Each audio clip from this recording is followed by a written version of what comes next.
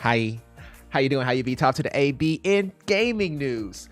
Overwatch 2 actually has a new trailer, as well as Diablo 4 has an in-game trailer right after this. Hi, I'm Anthony, and if you are new here, consider subscribing. We actually troubleshoot and help people with their technical issues and PC gaming issues, and subscribing will help us grow the channel and help more people. Thanks.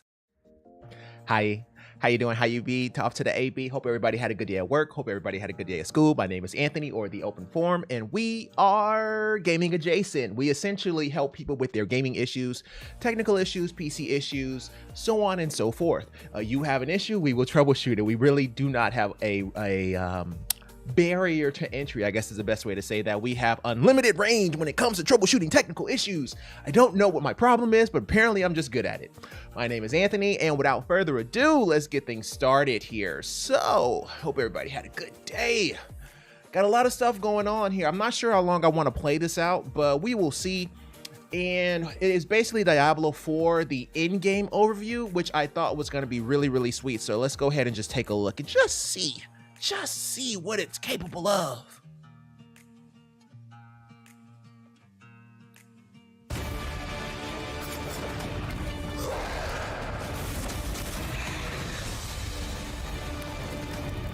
We're really excited about getting this game into players' hands and letting them experience this massive world. A main cornerstone of D4 is play your way. As a player continues to advance through the story and into the endgame, they'll unlock a ton of brand new activities that provide meaningful progression, no matter their playstyle. Players will be able to keep progressing in the narrative of the game. Alongside that, the whole team has worked on crafting a variety of different experiences players can pursue. We're going to have an entire world of Sanctuary for our players to offer. There's going to never be an absence of something to do. After the player has finished the campaign, there's a lot more game to go and participate in. They gain access to a special, what we call capstone dungeon that they have to complete. Once they're able to finish this capstone dungeon, they're going to gain access to the first world tier. As you complete the world tier, it will open up the opportunity for you to go into your next world tier.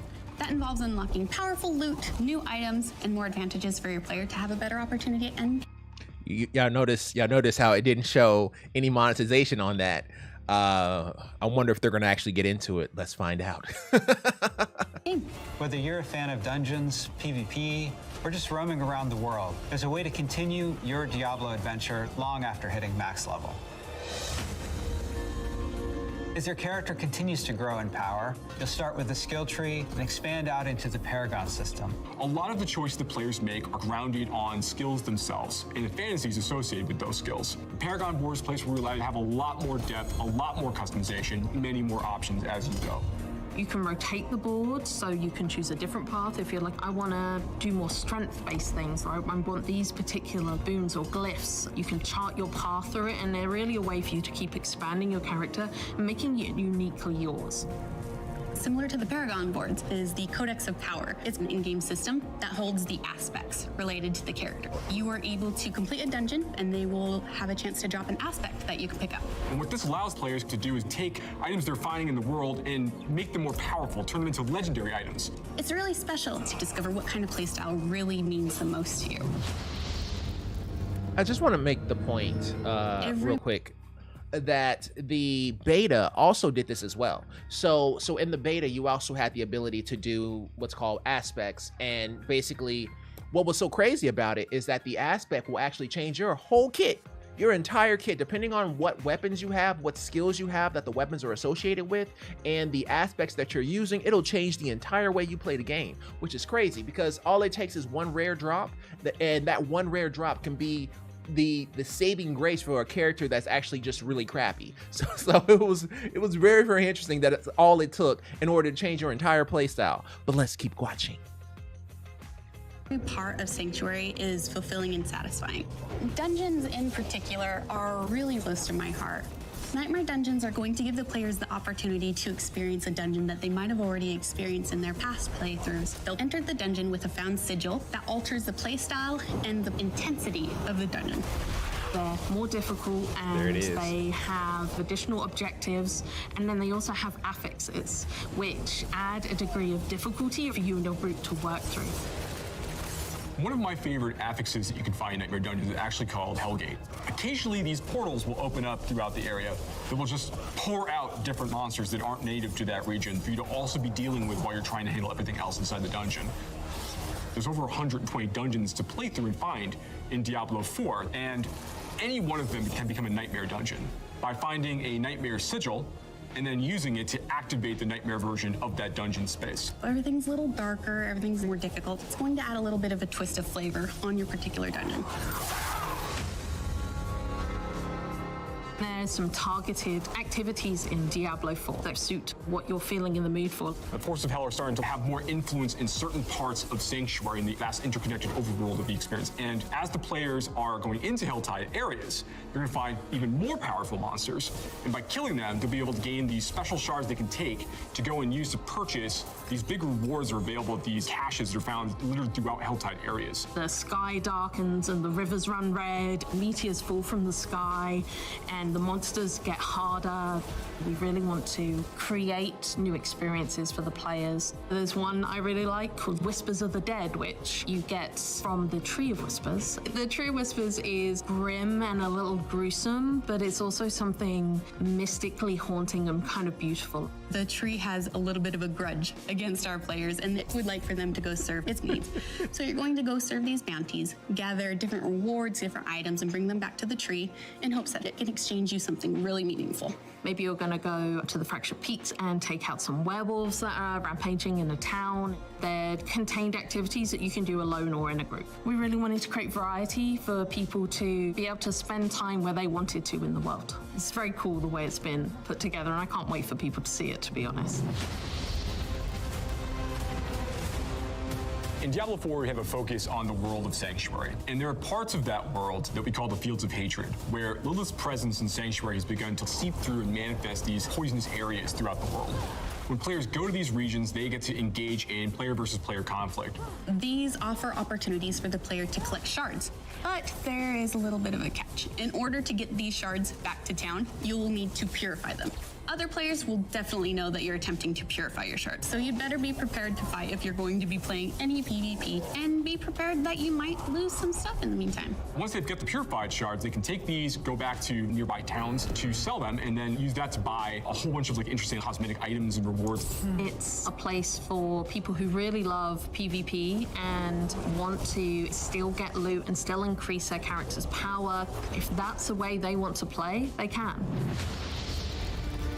Launch is just the beginning. One of the things we're really focused on is creating a living, breathing set of updates for players to engage with after the game has gone live. It's really just going to be a way to keep coming back and experiencing more Diablo 4 in fresh ways. We're really eager to hear all of your experiences and just enjoy the entire story with you all.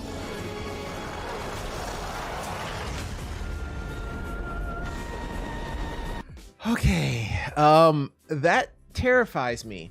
Okay, so to be fair, affixes that they're referring to, affixes, that's on like one of the best places that did it the best is Path of Exile. Did I say that right? Yeah, Path of Exile. I'm just making sure I didn't confuse it with Lost Ark. But yeah, Path of Exile, and their affixes were great because nothing was really behind a paywall. It was mostly just chance, right?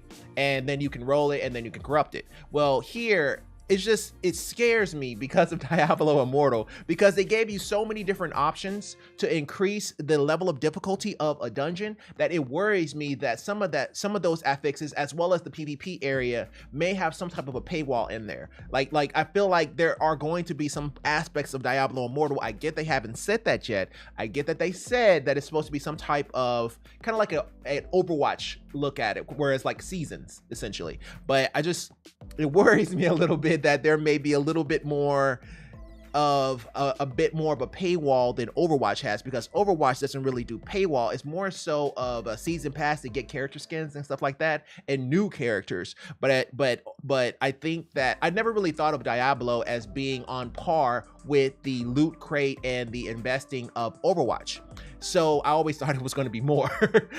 After Diablo Immortal, I just felt like there was no low they can go. Like there literally is no bottom. So I don't know. I think it's going to be somewhere between Diablo 3 and Diablo Immortal and just kind of be somewhere in that middle there. But that's not good because Diablo Immortal is freaking infinite. Like you could spend $1 million in that game. So It's crazy, but it looks good, and we'll just call it that. It looks really, really good. I like the way the red is on my face. That's so pretty. But let's go ahead and get to the next one. All right, so this is the Season 4 trailer for Overwatch 2. Wow. Flower power. My guy. Ready? I am.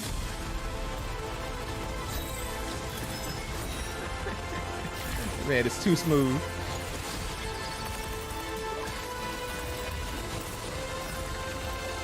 Look at us. We're amazing. A well-trained shot. The lone rose gets plucked.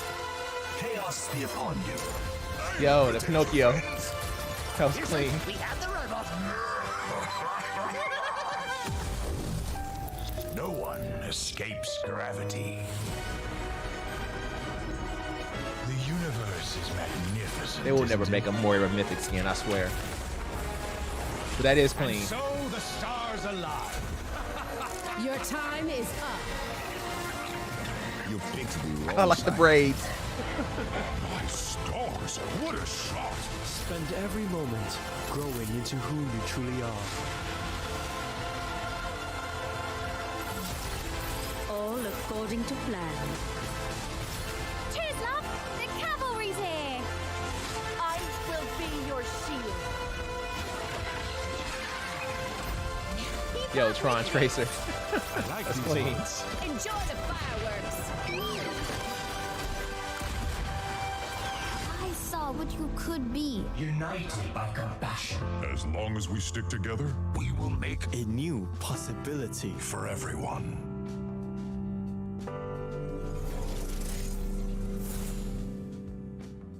That new Brig skin in the corner was pretty sweet, though. I'm not even gonna lie. Was there? Oh, there's more to it.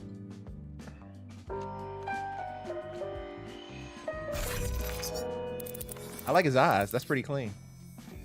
I don't even play Sig, but I mean, I know a lot of people who play Sig. I'm more of a Ryan type player. But I mean, hey, Sig's skin looks great. Okay. I feel like the mains that I pick are not going to be the mains that will get mythic skins. I guarantee you, Moira will never get a mythic skin. She barely even gets epic skins. And Reinhardt will probably never get a mythic skin. Like any main that I play will never get a mythic skin. I just think that that's just kind of the way it goes. Soldier will probably never get a mythic skin. Reaper will probably never get a mythic skin. You know, it's like Reaper has too many good ones, so he's not gonna get him one. It's just, I just really hope that eventually they'll get around to getting every character a mythic skin, but I just don't see it happening. But yeah, Overwatch 2. All right, let's get to helping people. Let's do some work now. And in light of Overwatch 2, let's actually play some Overwatch 2 in the background here. Oops, sorry, it was on the wrong thing. There we go. Oop, pressed the wrong button. It was already on Overwatch. Okay, so group 1, let's get it started here. So make sure everything is good. Everything looks good. Okay, yeah, everything's fine.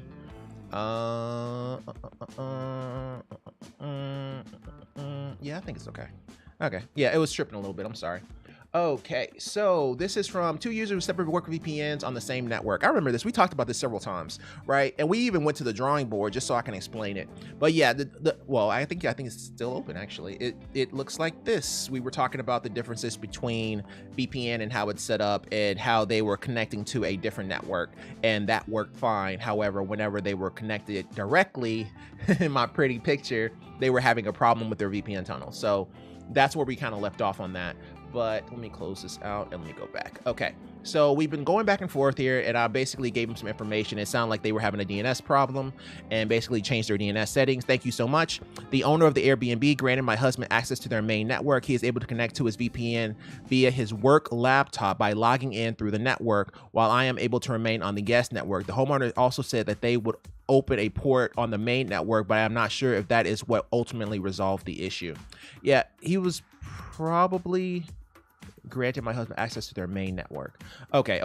So what ended up happening here is that the guest network that they were on, or the guest network that they were on, they had no idea how to actually reach out to his VPN's website. So basically, you know, let's say it's Netgear. So, you know, let's say he works for Netgear. So it'll be like something, you know, server1.netgear.com or whatever. It doesn't know how to reach that, right? So because of that, it's not allowing him to get there. So he moved them to his regular network. Well, his regular network may be on 8.8.8.8, and he just doesn't know it. You see what I'm saying? So he moved them to the regular network, and that appears to have resolved the issue. So that is, what do we want to call that? Is that a win? I feel like that's a win.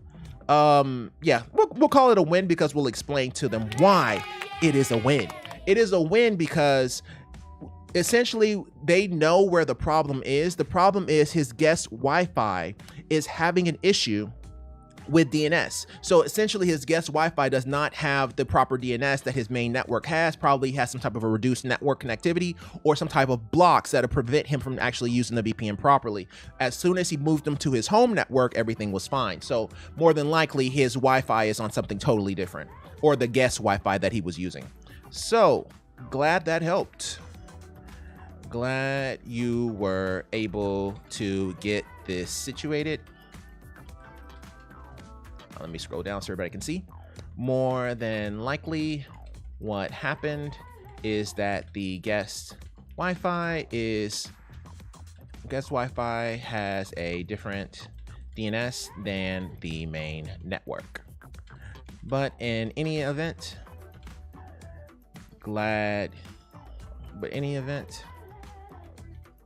it's working now. So happy to hear it. Smiley face. And also, let's go ahead and, you know, give them a little bit of information on how to reach us here. So let me see, where did I put it? Okay, here it is. And 1 second. Oh my goodness, I am on a marker for some reason. How do I get back? Draw point. There we go. Control C and minimize and paste as plain text. All right, and go ahead and just put in our information there just in case they have any questions in the future. But I'm glad we were able to get them situated here. That is going to be a W, because essentially that's exactly what happens in those situations. It's usually going to be some type of a DNS problem whenever you're unable to connect to your home network, but then you switch to a cell phone and then all of a sudden you can connect to your VPN. So if you switch to your cell phone, you connect to your VPN, then it lets you know that that's where your problem is going to be. And almost always it's usually going to be some type of a DNS issue. It's rarely ever something else, because you know your VPN works because it works whenever you switch to another phone. So it has to be something along those lines. That Reaper tried to ult like that. That's cray cray. Okay. I know very few Reapers that try to ult with no health. It is very, very rare, because I mean, all it takes is one shot and it's pretty much over. So yeah, that was kind of an interesting one while I was looking downward. But anyway, let's go ahead and go to the next one here. We'll call it a W. I feel like it's somewhere between a W and an assist trophy, but I'm petty, so I'm gonna call it a W. All right, let's go ahead and go to the next one here. Okay, this is a new one and it's long. So yeah, we'll just continue watching Overwatch while I read all this. New PC build, April 4th, blah, blah, blah. He has a 7900 XT and a 7600X. Games are crashing. And he has basically games run on M.2. I have had in another PC, which has run fine for over 2 years. Excuse me. In multiple demanding games I play, I experience the games crashing. PC runs fine afterwards, and I can boot the game up immediately after. When limiting GPU, it just happens less often. So I have my suspicion I'm guessing, on the GPU. I have tried lowering the megahertz to 2400 and that seemed to make it better, but also indicates that there may be something wrong with the GPU. Multiple games, I experienced games crashing. Okay. Games experienced in the crashing. Mount and Blade Bannerlord can provoke a game crash. Battlefront 2 on max with no FPS cap. Also SCP Secret Laboratory. Here the crashes happen less often than I set a FPS cap. When set to unlimited, it will crash more often. Drivers tested 2212 and 2341, which is a pretty new one. Is there any tests I should do to single out other things, or should I just return the GPU when I still have my 14 days of return? I want to note that I find it weird that when looking at the overclock settings for my GPU, it is already set to 2850 megahertz, as that seems to be 100%, but on AMD's website it said it should boost to only 2400 megahertz. Okay, and he has a picture. The application faced a problem. We need to collect necessary files to fix this problem. Would you like to upload those files now? Wow, that's just straight death. Let me show y'all. Check that out. So let me make it bigger. So yeah, I mean, it just looks like straight death. That's different. That's different for sure. So how many days does he have? How much time we got? So I guess the best way to say that is literally how much time do we have? How much time do we have before your return window expires? I would say, just to be on the safe side, to go ahead and return it. Outside of this, what resolution, did he ever say what resolution he was running at? I feel like he didn't.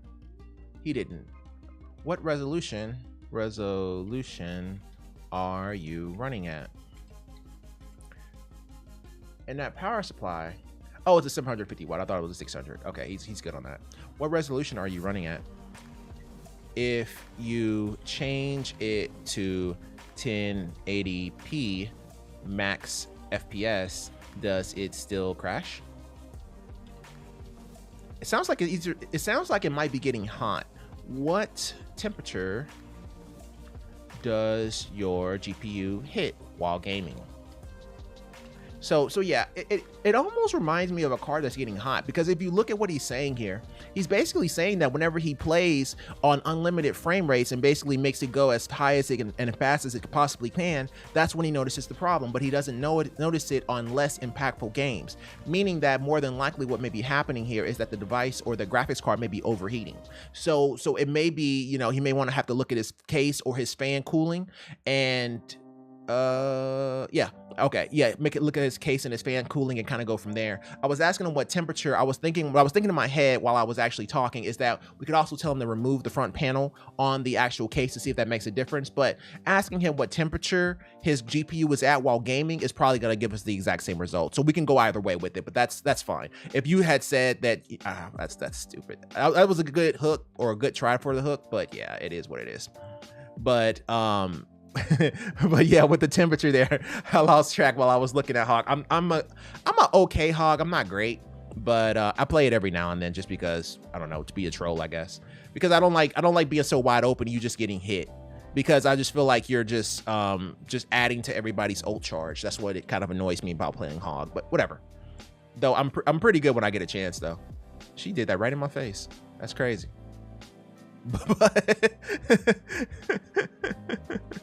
But okay, let me go to the next one because I'm just gonna be sitting here stuck watching this fight and me go against the Sigma, which I think is hilarious. But let's move on. All right, so this is gonna be from Evolchan. Evolchan?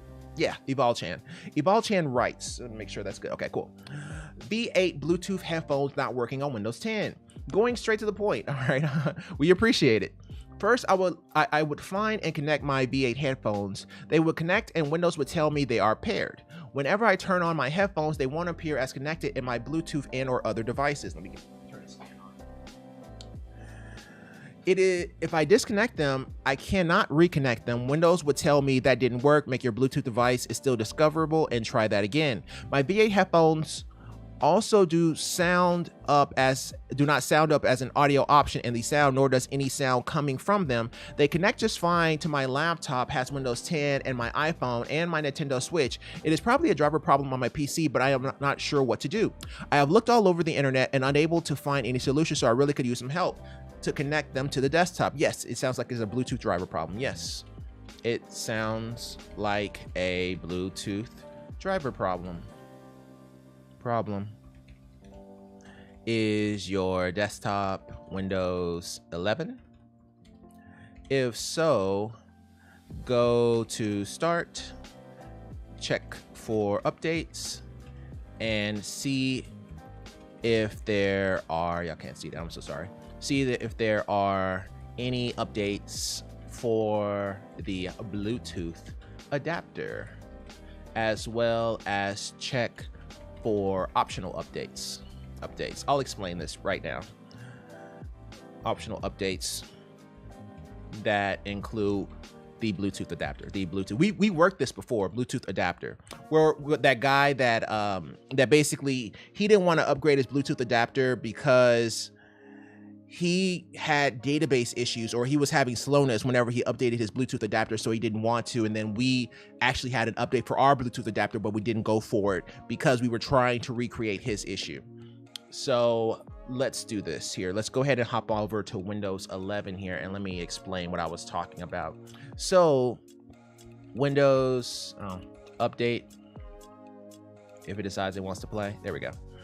Windows update. So what I was saying is here. So from when you have the check for updates, you also have the option to where is it? Update history, advanced options, optional updates. So it's under advanced options and optional updates. So you want to look here to see if there's any drivers. Like for example, you see here, boom, Qualcomm Atheros Communications Bluetooth. That's exactly what I mean. So generally, sometimes the optional updates may actually have the update that you need, and you may not notice it because it doesn't download it automatically. So you want to make sure you go to your optional updates in order to get that. That's exactly what I was referring to. And it is. I didn't plan that. I promise. It just happened to be here.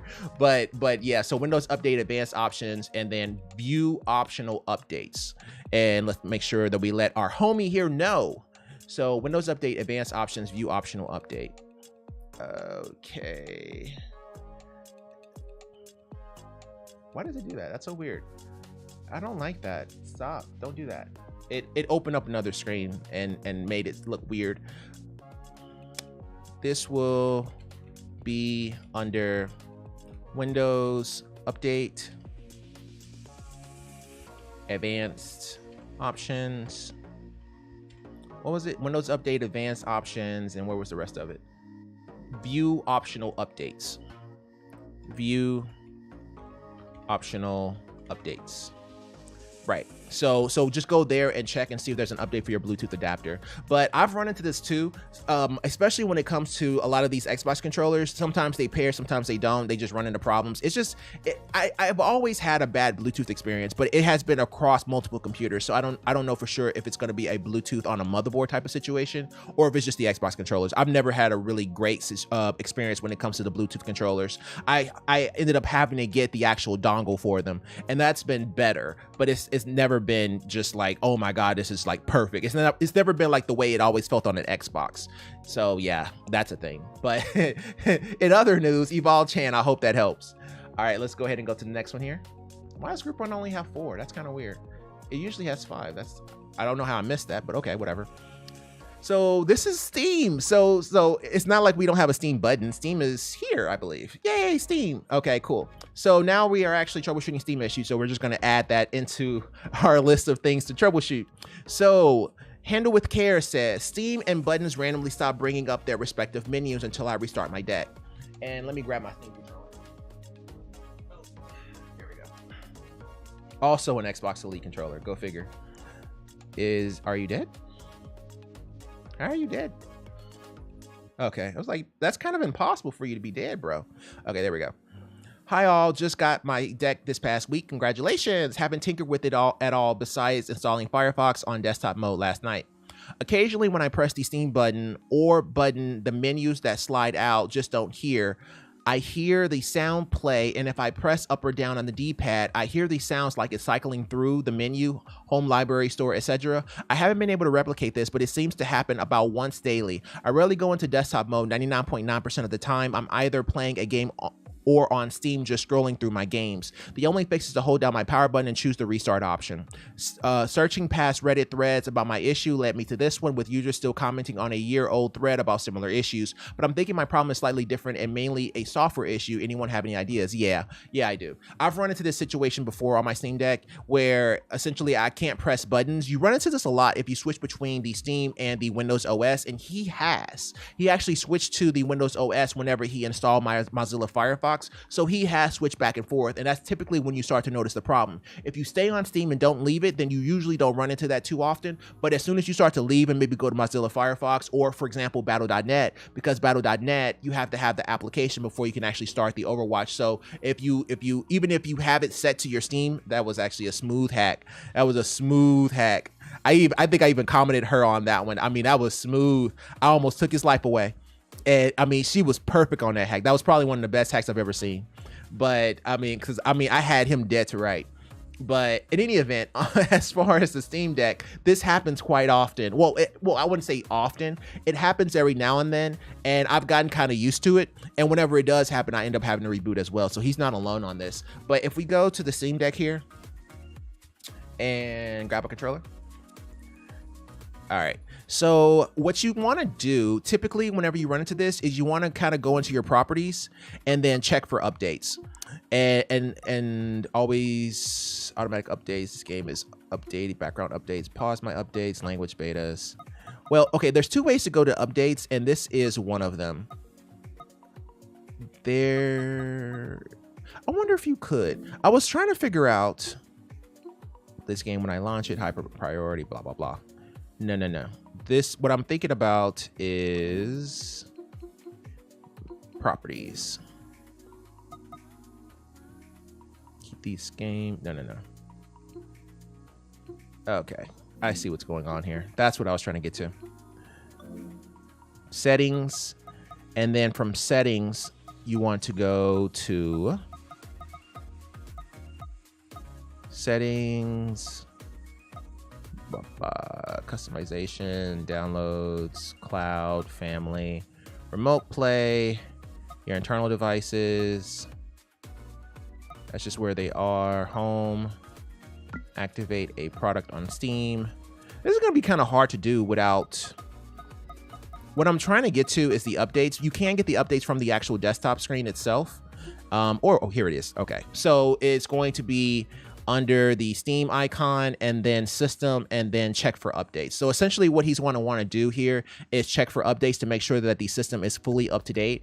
Generally, whenever I ran into this problem, I ended up having to run updates because I originally played it and then I stopped and then I came back to it and it had like a million updates. So for him in this particular situation, the first thing he wants to do is go ahead and install updates and see if that resolves his issue and then kind of go from there.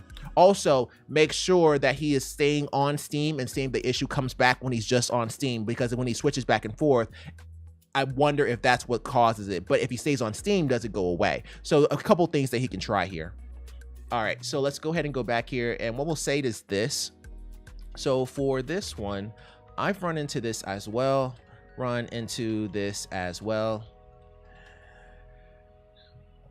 What I would say is go to the Steam menu. Where was it at? It was Steam System Software Updates. Steam System Software Updates. Hopefully we'll get to get as good as we are with PlayStation and Xbox, where we just know it off the top of our head. System, check for updates. Check for updates. What I would say is go to Steam System, check for updates. Here you, check for updates. See if there are any updates for this guy, just in case that is the culprit. Next. If you stay in Steam mode without going to desktop mode, does the issue ever occur? Earlier, you said you normally stay in Steam mode. However, you installed Firefox. What happens if you never go to desktop mode? Okay, so am I trying to disable his desktop mode? No, I'm not trying to do that. Obviously, desktop mode is freaking awesome. What I'm trying to figure out is, does the issue occur in desktop mode or does it occur because of Steam? If it occurs because of Steam, then maybe we have to do a software update. Maybe you have to update this version of Proton, so on and so forth. If it happens on the desktop, then it may be something totally different, right? It may be some type of situation that's going on the desktop, or some type of setting that he needs to update on the desktop. You see what I'm saying? So we just want to make sure that we have that distinction, because because Steam, the actual operating system Steam versus the desktop is two totally different things. So you can actually do an update to Steam, and then you can also do an update to all the programs that you install on Steam, like Proton and something like that, on the desktop. So there's a couple different ways you can go about it. So we just want to make sure where he is having the problem and then go from there. Fun. I think we can do this. I think we'll be fine. A Steam Deck I'm pretty comfortable with. I don't use it as much as I mean, obviously we have computers everywhere, so I don't use it a whole lot. But when it comes to Steam, I kind of want to get better at it because we're going to be having a whole lot of consoles here in a little bit. So I want to make sure that we're able to troubleshoot this effectively. So yeah. All right, let's go ahead and go to the next one. And that was the end of group 1. Yay, group 2. Let's do this. Alrighty. I'm sorry, I'm watching my Moira gameplay and grading what I'm doing because I'm like, okay, yeah, that was pretty clean, you know, going backwards behind them to try to, you know, get some aggro off of my teammates and stuff like that. The things that I do with Moira, well, I'm a Moira main, so I do certain things like that. I like bringing aggro onto myself, and I can pretty much take any squishy. So yeah, I do those kind of things, and I think he actually has Shatter. Or no, I think he actually just came back as that character, so I don't think he has Shatter. But yeah, my Moira gameplay is interesting. All right, let's go ahead and move on to the next one here. This is Kung Fu Tutors. All right, cool. I need help, please. Oh, help is what we do. Have you met us? That's who we are. Every time I turn on a game and it stops loading, my fan, I assume, makes this noise like it's vibrating. The only time it stops is when I close the game or pause it. Oh, so he has a video for us and everything? Oh, we are so down. Let's see what he got. Holy hell. I wasn't ready. Yo, his console sounds like a jackhammer. Hold on.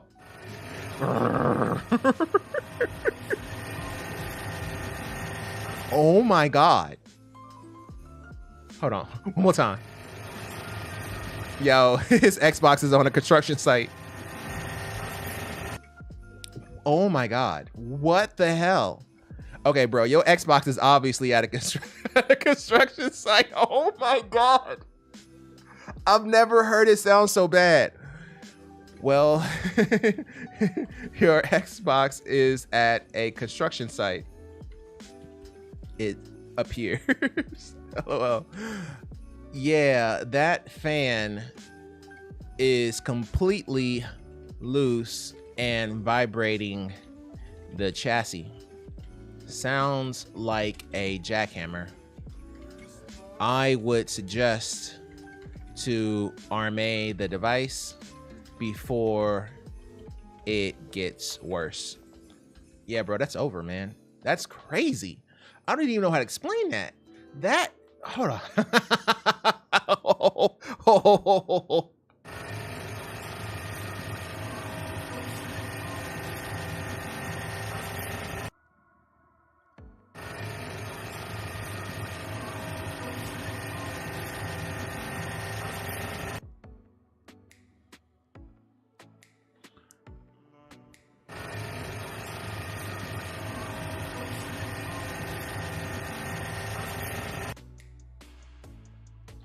That may be more than a fan.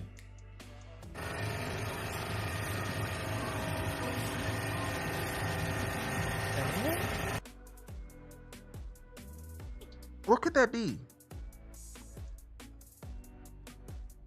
The way it sounds, like, I don't know too many fans that sound that badly. You know what I'm saying? Like, if it's just going, you know, something like that. But the way it sounds, it literally sounds like it's a motor. Like he's starting a car. Oh yeah, just arm A. Whatever, it doesn't matter what I think the issue is and what I think the issue is not, because it's always going to be an RMA in this case. So yeah, this is just a straight RMA. Unfortunately, there's very little we can do here. Yeah, that's over, bro. Good Lord, that's a first. I've never heard it sound that bad, but yeah, I guess that's the thing. Okay, cool, whatever. All right, let's go ahead and go to our next one here. Let's make sure that's doing something. Okay, yeah, that looks good. Alrighty, so this is from Relative Current. I'm not to say those numbers, but this is from Relative Current. This is a repeat.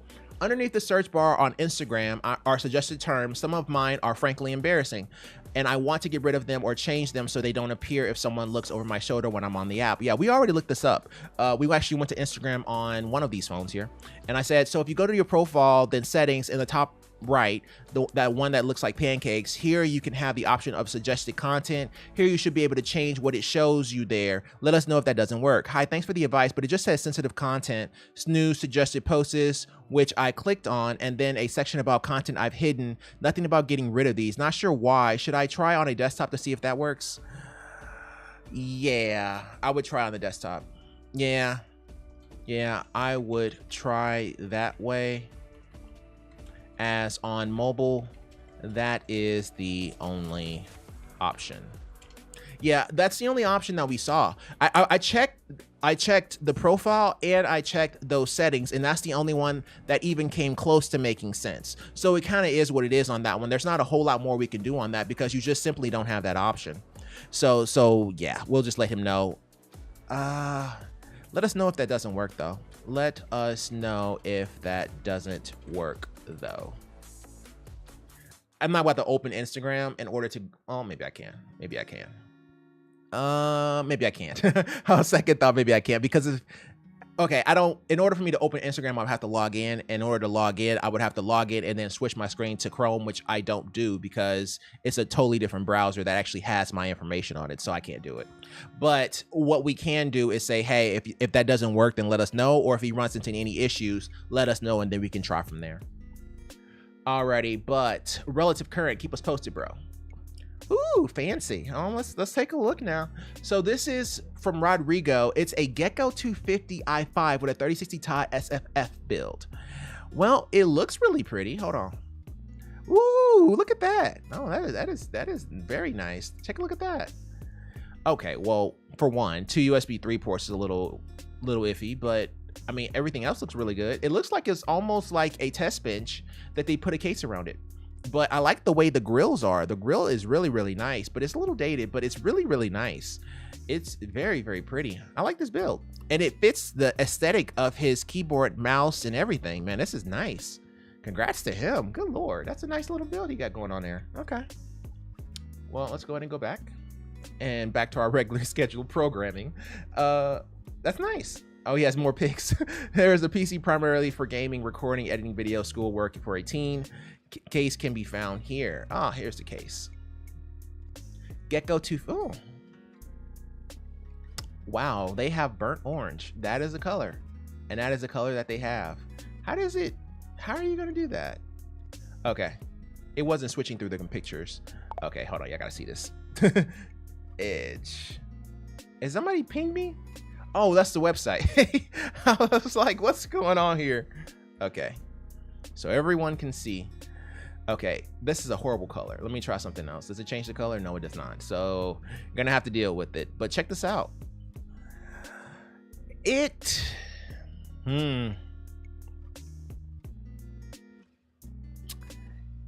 is the Sliger SM580.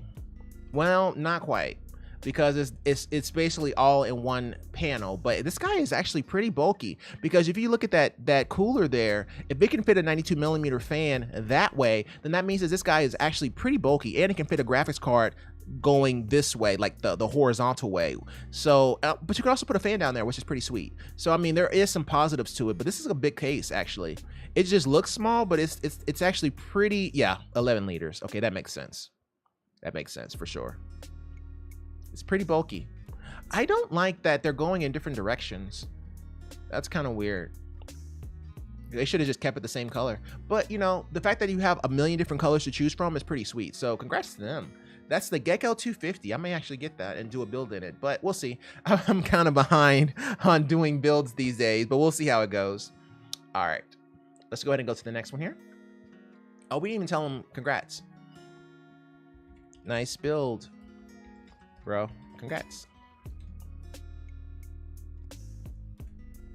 There we go. Alrighty, so this is from, I'm not saying this man's name, DS4 Repair Help, and I'm not going to let y'all see it. Alrighty, so DS4? What's a DS4? This is my orange blue DS4. The controller doesn't work well when moving to the right. I've taken it apart once and tried to clean it out and thought I had fixed it, but it's acting up again. Any suggestions? What's a DS4? DS4? Nintendo DS? No, no, no. He couldn't mean that. I don't know if there's a 4. DS4.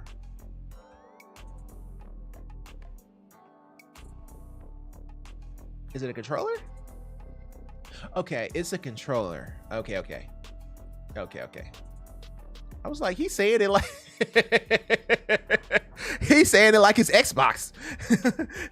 He's saying it like his PlayStation. What the hell is a DS4? What are you talking about?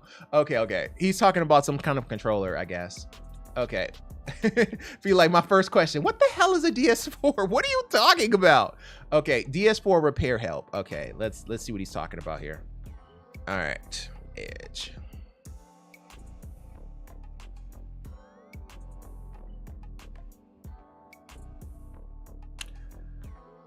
His drift is off. Okay. Orange blue DS4, the controller doesn't work well when moving to the right. I've taken it apart once and tried to clean it. Yeah, it sounds like the thumbstick there is going out. How long have you had it? How long have you had it? Do they have the ability to get it replaced? I mean, there's not a whole lot you can do. When you see something like that, then typically that just means that the stick is actually bad. He said he'd already taken it out and cleaned it, which makes me think that, okay, let me explain why we went to the conclusion here. He already proved that him taking it out and cleaning the access worked. Therefore, we already know it's a hardware issue because he was able to get it fixed eventually for a while until it happened again, which means that him cleaning it helped. So his access has something to do with a hardware issue. And there's no point in us trying to troubleshoot software when we know it's a hardware issue because he already was able to get it to work. So we might as well just jump to the conclusion on this one. Yeah, it sounds like the thumbstick is going out. How long have you had it? Do they have the ability to get it replaced? They have the ability. Do you have the ability? Do you have the ability to get it replaced? I would say check for an update, but you already proved it was a hardware issue. So not much more we can do here.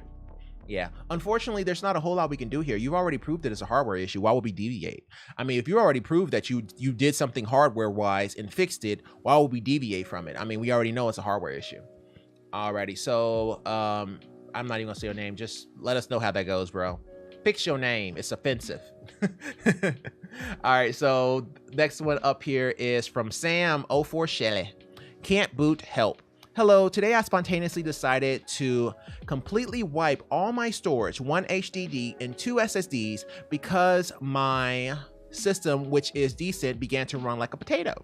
And I was afraid it was something I downloaded. Stupid, I know. Regardless, I used settings to factory reset on my computer, and upon rebooting with a USB containing a Windows installer, I was surprised to find my usual login and background pop up upon putting my password in.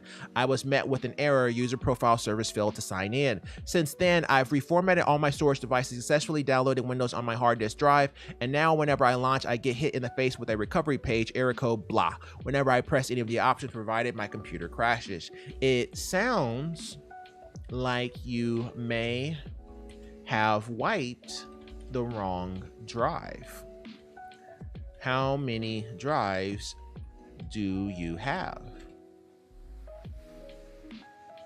Be sure you have the right one selected. Selected by checking the size. Yeah, because if it shows your profile and it shows the user profile service failed to sign in, then it makes me think that there is some type of an error or a bug, or maybe you haven't actually installed it properly to begin with. So that's what I would say here. It sounds like you may have wiped the wrong drive. How many drives do you have? Be sure you have the right one selected by checking the size. Also, when or after the reimage, don't try to log in to your Microsoft account. Instead, set up a default account. I can't actually show this, but essentially you don't necessarily have to create a Hotmail account or Live account or whatever Microsoft account. You don't have to create that when actually setting up Windows. It wants you to, and you're going to eventually need to. However, you can actually just set up a basic default account just so you can log in and just see if that works and then go from there. Because it sounds like whenever it's trying to pull in your Wi-Fi settings, there's a problem. So it may be it's a possibility that it could be a network setting and we are just treating it as if it was a server setting or a software setting. So in case that is the case, wow, that is terrible. I'm watching myself and trying to think at the same time. In case that is the problem, then I would suggest setting up just like a default account to see if that actually fixes it too. But yeah, in this kind of a situation here, it just really sounds like you installed it on the wrong drive. For it to actually say that and actually have all your information still there means that you may have installed it on the wrong location. All right, let's go ahead and go to the next one here. Okay, another Valve question. Okay, and this one's really long. Okay, Valve Steam Deck support nightmare. Let me preface by saying I love Steam Deck to death, but the support for it leaves much to be desired.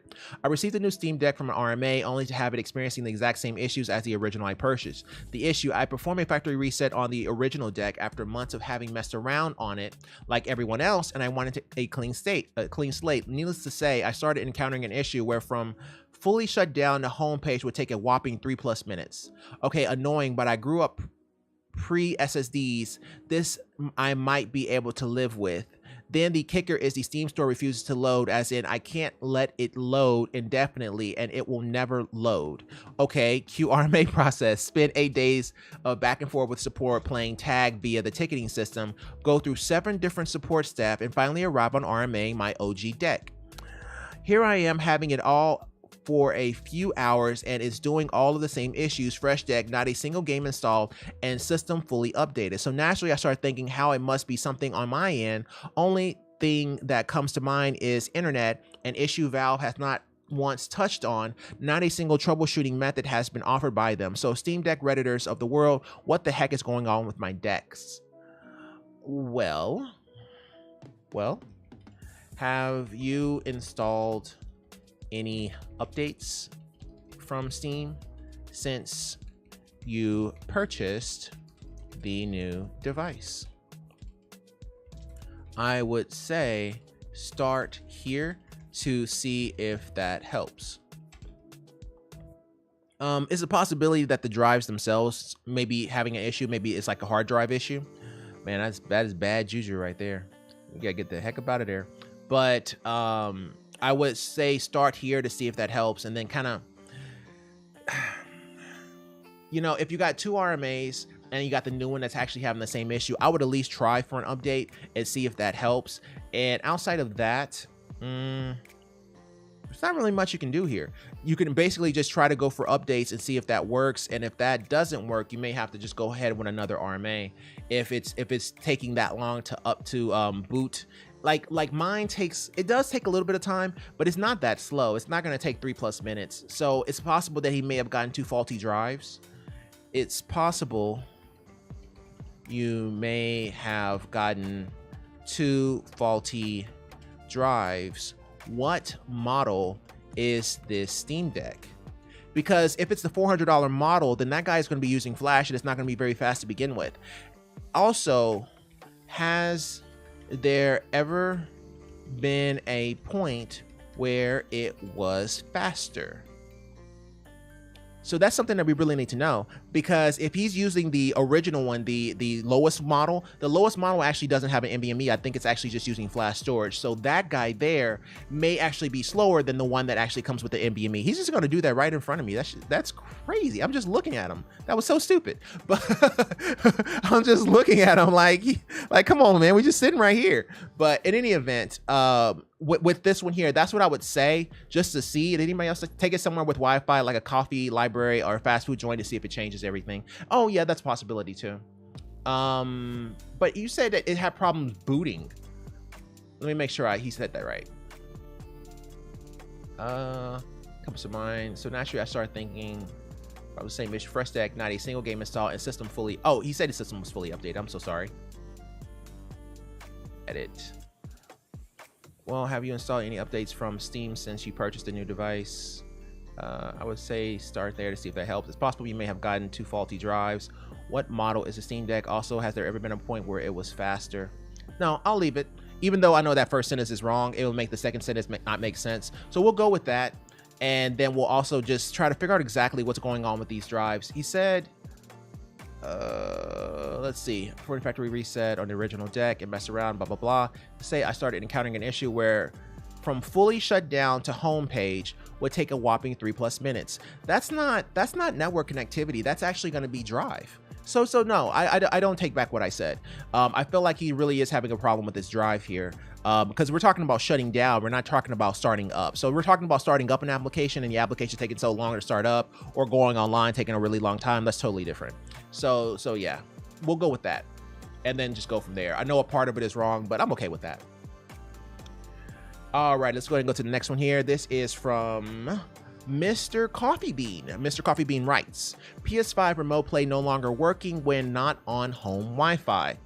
So before, I would be able to connect my PS5 on either my mobile data or school Wi-Fi on my phone to play on my PS5. For whatever reason, it just won't anymore. I always just get an error message now. Has anybody else encountered a similar issue? Well, what's the error message?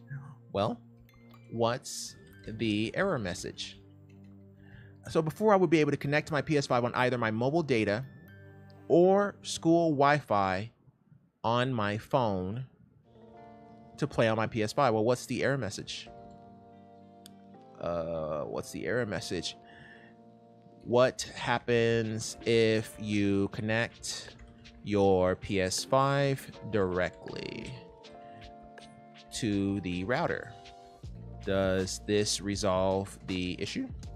So he's mentioned that his PS5 is on Wi-Fi, which means that he probably has some type of signal or latency or connectivity issues. So the best way to troubleshoot that is to hook it up directly and see if that resolves the issue. What I was thinking of in my head is that on the remote play, you don't really get a whole lot of options for connectivity. It just, you know, you either connect to it or you don't. But I'm curious to see what kind of error he's getting so that he can at least let us know, and then we kind of go from there.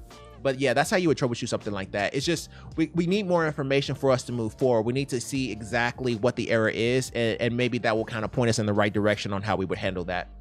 So Coffee Bean, give us more info, bro. All right, let's go ahead and go to the next one here. This is from Hutao. Oh, Hutao is an excellent character. Hutao is one of my favorite characters in Genshin. But of course, that's spelled differently, but that's what I think of when I see that. So new GPU, almost as big as the whole PC case. I like these open air concepts, and the 6950 XT is a big boy. He is not lying, but still, I like his build. It's very, very nice and very, very chic. I always wanted to get this. I think this is like the X Proto. Is it Proto or something like that? Did he ever say the specs? No, he did not. Did he say specs? I guess not. But yeah, it's like a X Proto something, but essentially it's an open air rig. Nice build, bro. I feel all GPUs in the future will come out looking this way. Twice the size of the case it goes in. LOL. Yeah, I think that's gonna be kind of a running theme here with all of the newer cards in the future. They're going to be bigger and bigger and bigger, because they're like, okay, well, most people don't use all the slots on the motherboard, so let's just make it bigger and bigger and bigger. What's the worst that can happen, you know?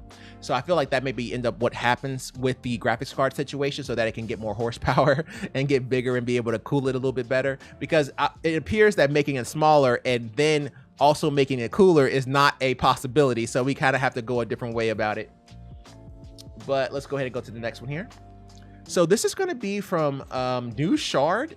Okay, we'll go with that. Phone storage. Okay, cool. So we're back on phones. I'm hoping to get a new phone soon anyway, but in the meantime, I'm curious if there's anything that someone can do to help. Okay, so this is the person who's saying that it was full, but his phone was showing full, but it was listed as other. So we were talking about that. Typically, whenever you see it mentioned as other, that usually means that it's going to be like email or something along those lines that is just too full. And I said, okay, so we check with our Samsung in our lab here, and it appears that when we see that option as well and see it has about 60 gigs, this will more than likely be the operating system as well as Samsung-based apps. You can try to remove some of them or their data by going to settings, apps, Samsung apps, settings, and I would imagine that the mail application may be the culprit here. Do you have a ton of emails showing on this phone? Thank you. I do have a lot of emails in my Gmail account. Clearing that out may help. Yes. Yes.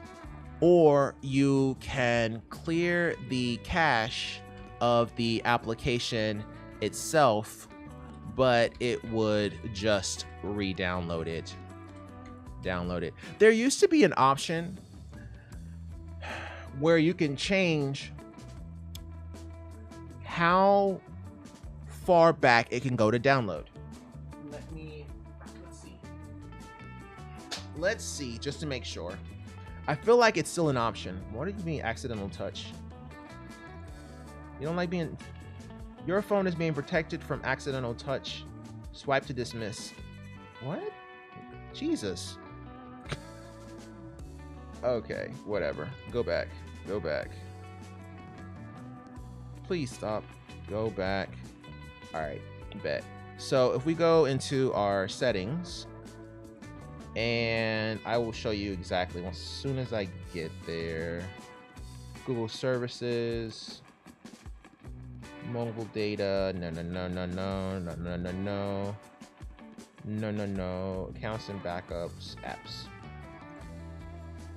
Okay, so let's go to like mail. That is the name of the app here. I wonder if he's using like Google Mail or like Gmail or something like that. Okay, let's say it's Gmail because he said his account was Gmail.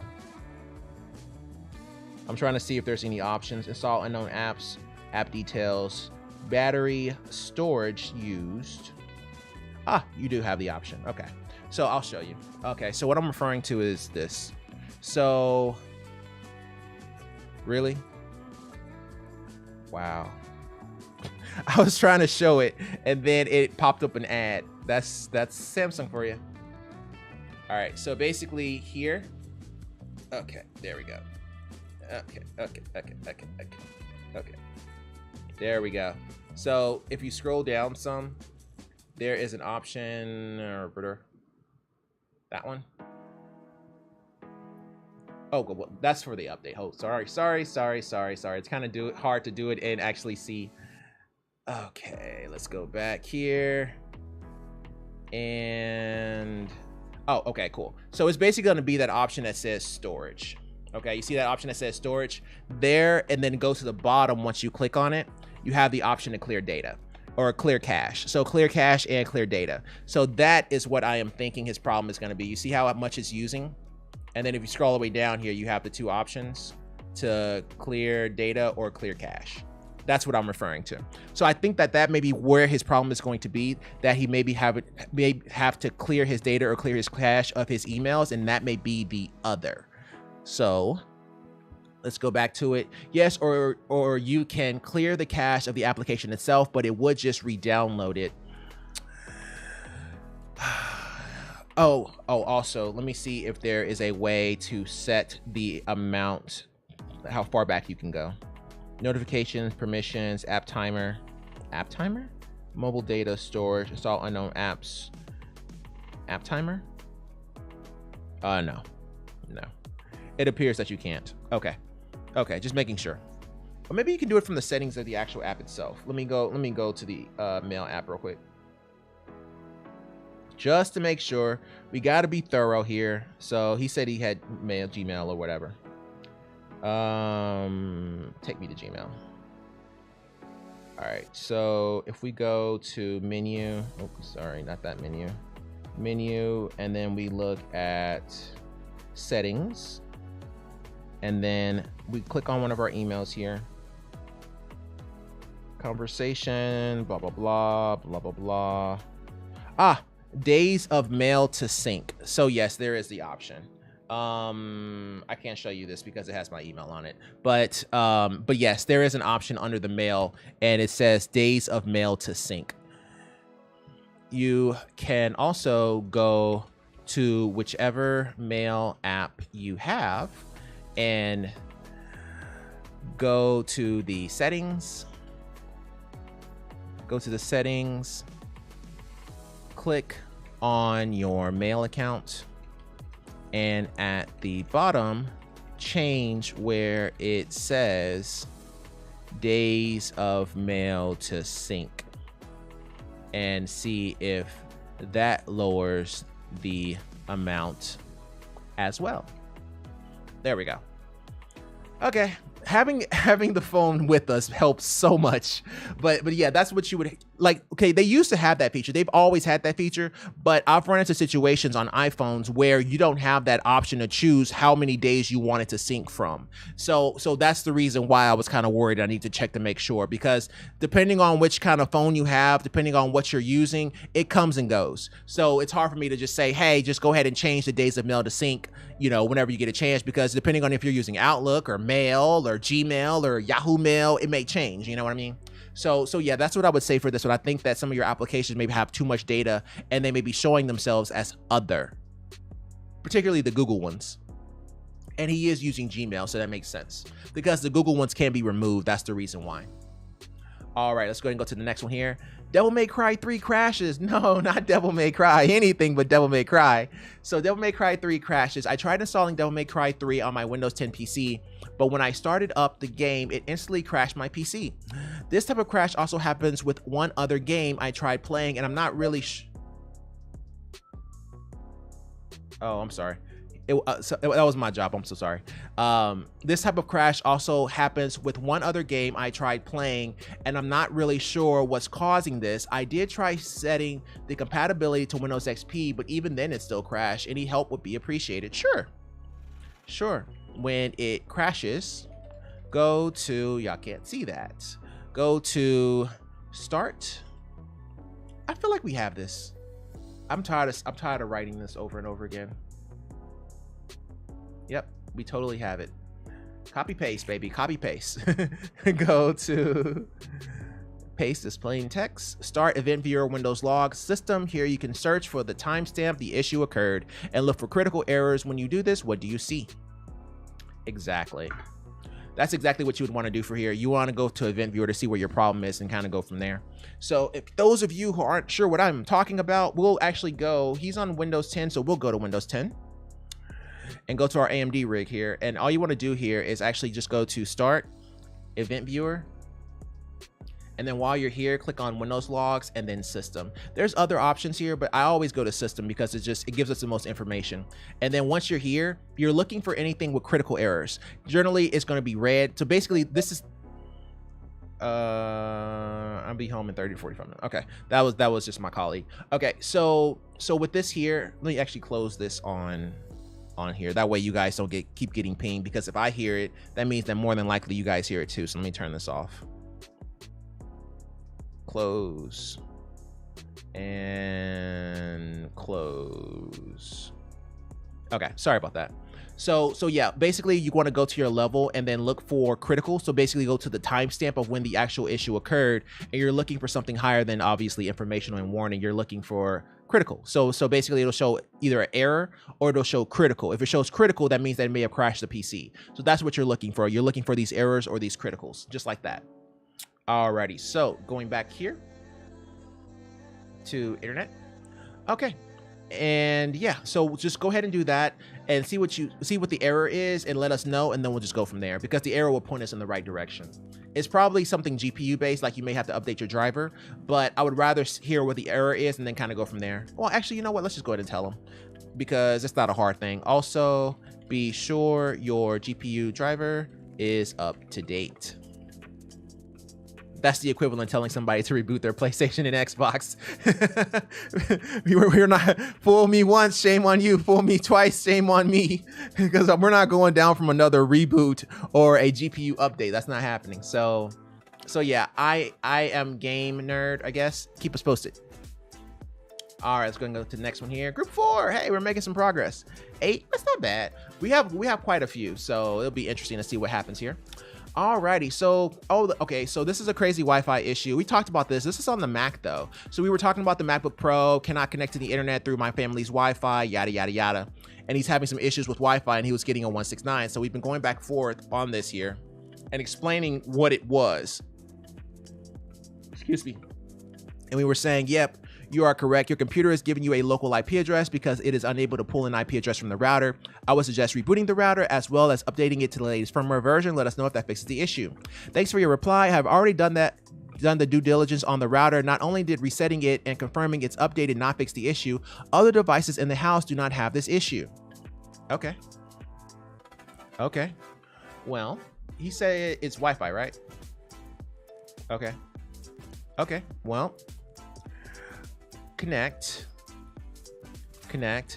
a external, a USB Wi-Fi card to your MacBook and see if that fixes the issue.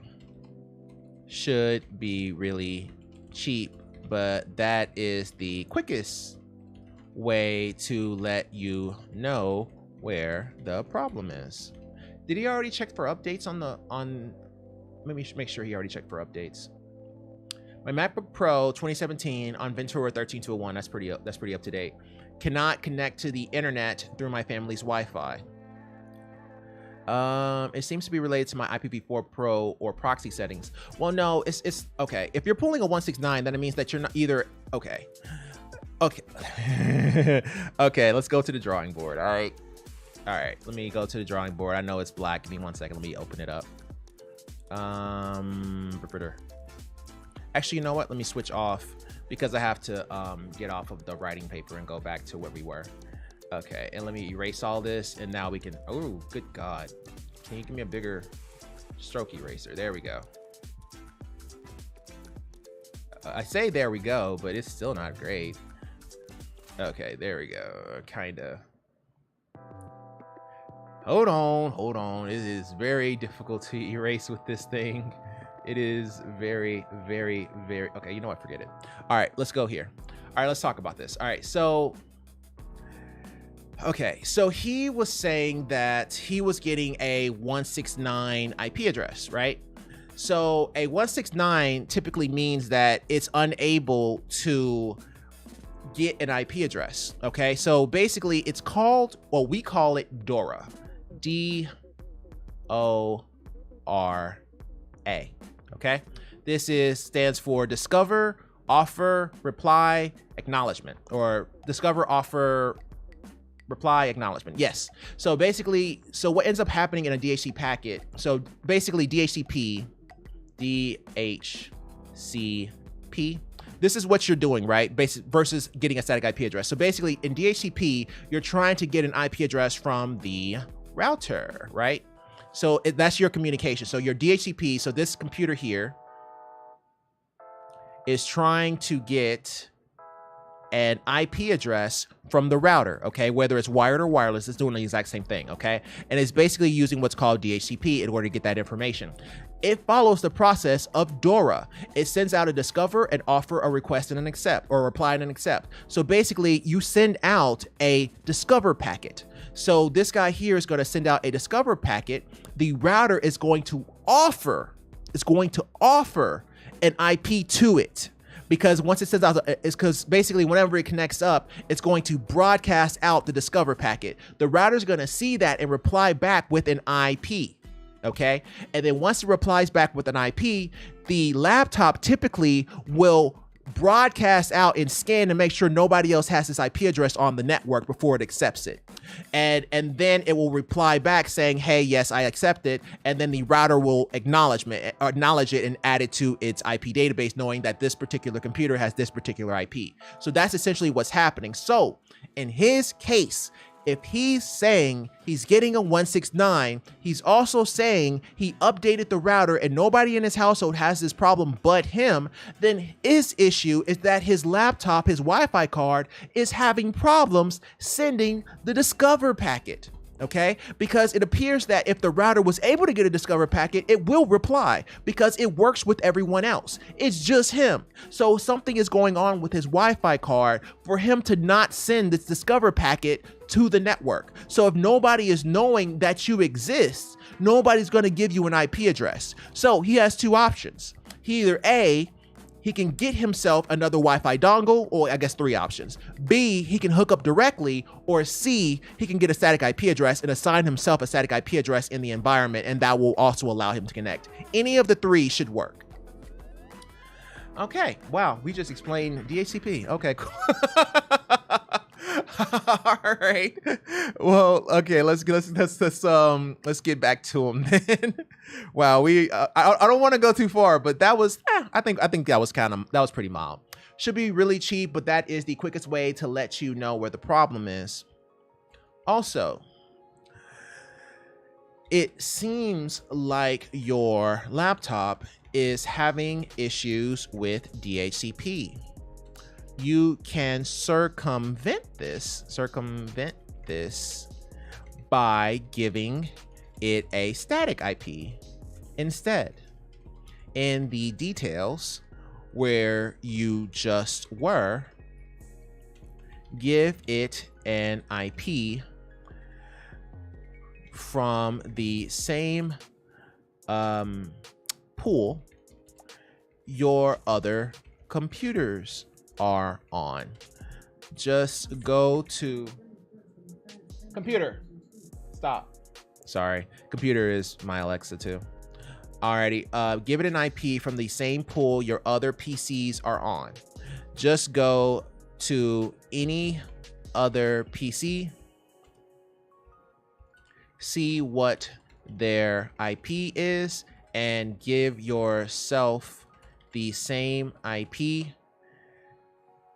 but a higher last number, like so.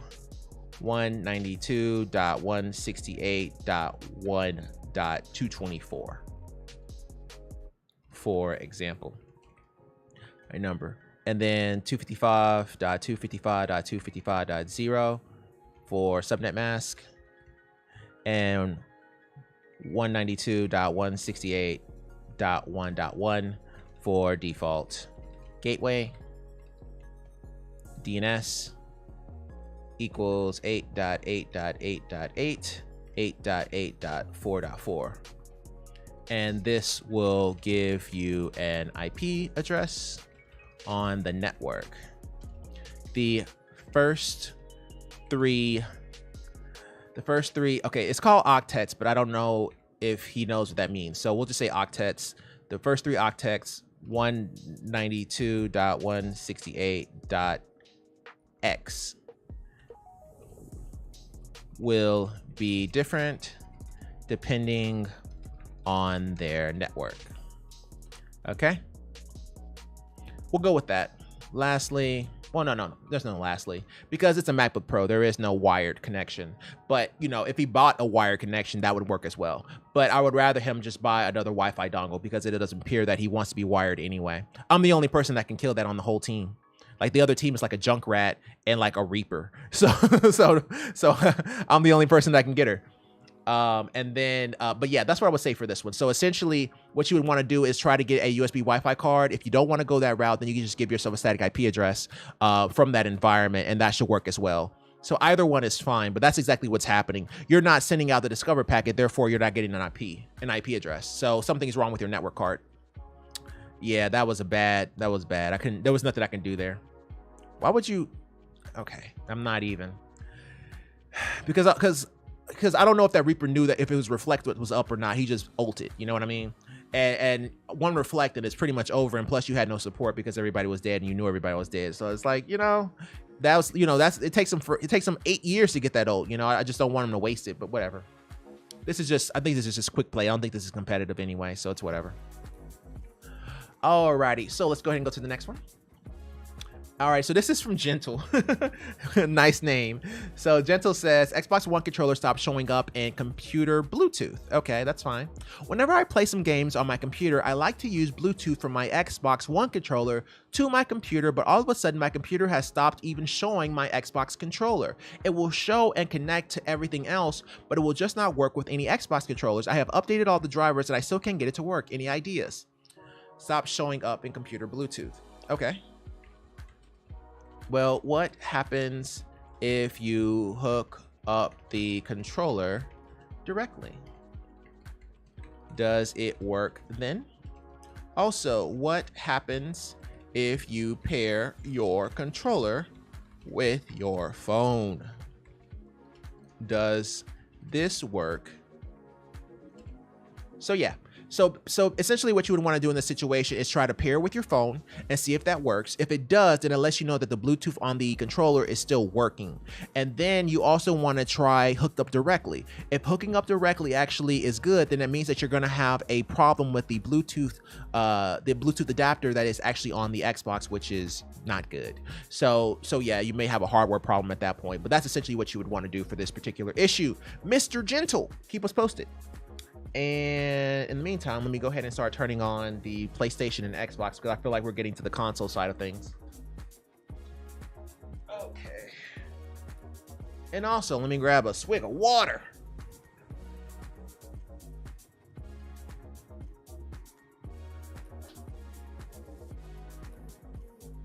Okay, I'm good. All right, let's do this. Okay, next up. Ooh, pretty. Just set this up. Any ideas to improve it?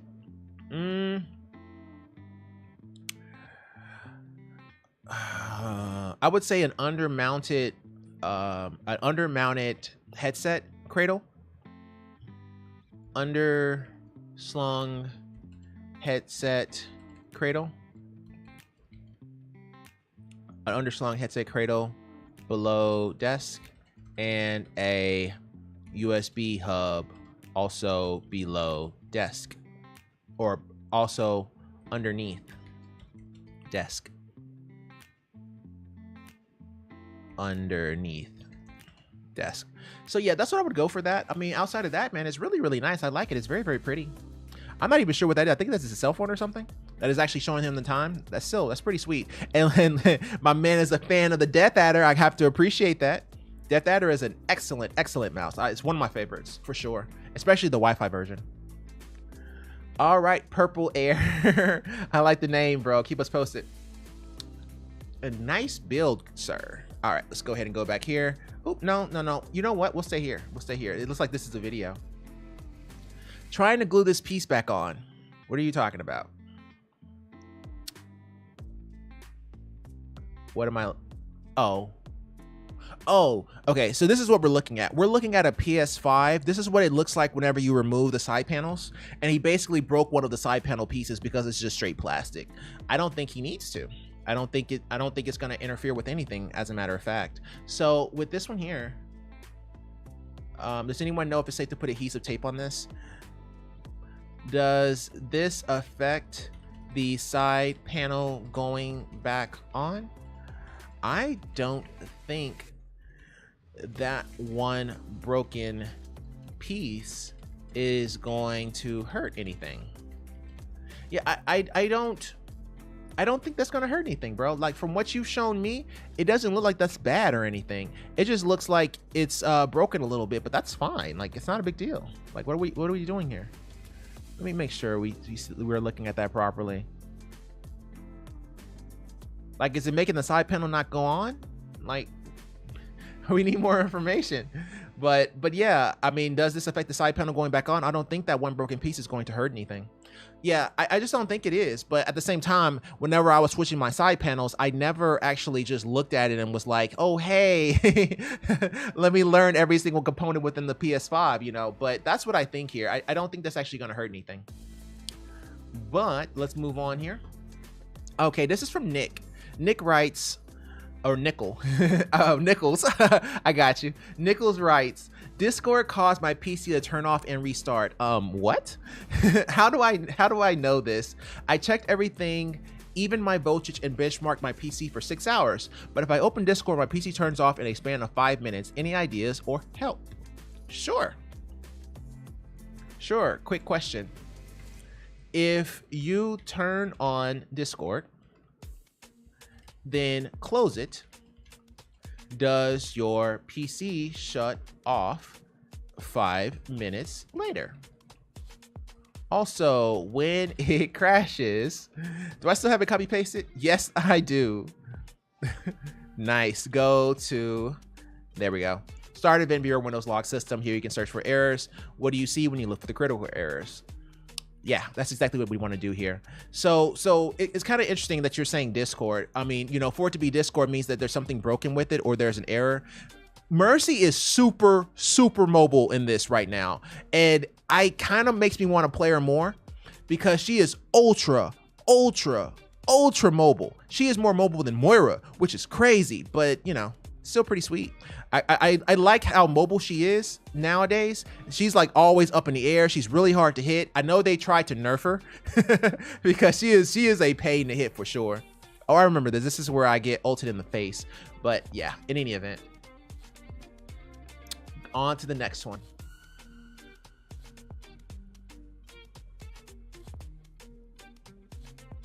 Alrighty, so this is from Rachel. Xbox thinks I'm DVI when I'm HDMI. I remember this. When I switch, it reverses 640 by 480. And I said, well, okay, so essentially she has an HDMI cable going into her television. It's just that what ends up happening is her television recognizes it as DVI, or the Xbox is showing it as DVI. And then because it's DVI, it no longer has sound. And then they made a few changes, and now it actually shows 1080p. It now actually shows 1080p. However, even though it shows 1080p, it still has no sound because it still thinks it's DVI. And I said, okay, so for this, what is your frame rate set at? Also, could you try to swap out the HDMI cable with a different cable and try a different input on the TV, or move it to an entirely different TV and let us know how it goes? I'm using the same cable that my Apple TV box, which displays in 4K. I'm only unplugging the Apple TV into the Xbox. Okay, well, that's good. The Apple TV is straight up 4K. She's not lying about that. Same input and cable. I tried different cables, even the one that Xbox came with, tried different inputs and the same results. Just tried a newer LG TV and it works. Is there a chance that the original TV doesn't support 4K for Xbox for whatever reason, even though it does for other stuff? Yep, that is a possibility. Or the HDMI version it's on isn't compatible with the Xbox. I feel like there's a setting that you can change. Let's find out. If we go to the Xbox and we look at TV and display options, I feel like video modes.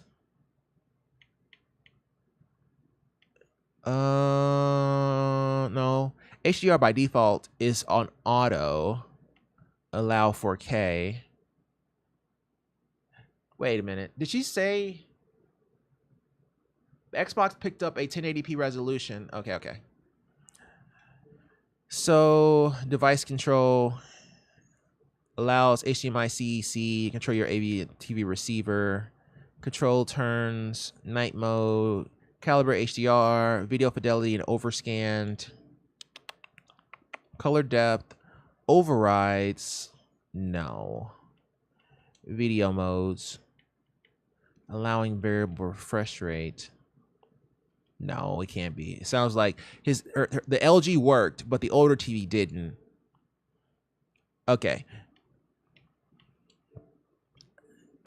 let's do this here. Have them go to setup and then 4K details, 4K TV details, and see exactly what errors it shows here, and then we can go from there. Maybe it would actually tell us why it's having a problem with it. So let's go back here. So this is going to be your general TV and display options. Your general TV and display options. General TV and display options. Okay. So isn't compatible with the Xbox. You can go to general TV and display options on the Xbox. General TV and display options on the Xbox. and then go to, I can't remember, 4K TV details. 4K TV details and see what errors it shows there. This may point you in the right direction. Keep us posted. Thanks. All right, so I'm gonna call it what it is because that is another win. Thank you. I like to thank the forum. Without the forum, it wouldn't be possible. But yes, that is going to be a W, and I will be waiting for a second W once we actually get it going and figuring out exactly what the problem is. We might be able to get this working depending on what the settings are and what kind of problems it's actually giving her. But we'll go from there. So from right now, that's what it looks like here. It seems like there's just an issue with the TV not being able to work with the HDMI properly. So Rachel, keep us posted. All right, let's go ahead and go to the next one here. All right, so this is from Jelly Infamous. Jelly Infamous says, can play game yet I own the game. I got Sea of Thieves on my computer, Steam, okay. On the Xbox app, it says I own it on Xbox, okay. I had to download off of the app for some reason, and when I try to launch it, it says that I don't own the game. Does anyone else have a solution to this? I got Sea of Thieves on my computer on Steam. On the Xbox app, it says I own it on Xbox. Well, okay. Sea of Thieves. I thought Sea of Thieves was free. Am I going crazy? Because I could have sworn Sea of Thieves was free. I may be going crazy, but I could have sworn it was free. Okay, maybe it's just through Xbox Game Pass is that it's free. Let's find out. Sea of Thieves.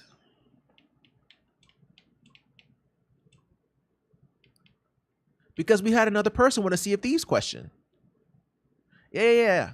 It's totally free. And we totally already downloaded it. And we can even play it. So, yes, it's on Game Pass. I think that's what it is. Okay, Sea of Thieves is free. Do you have the Xbox Game Pass?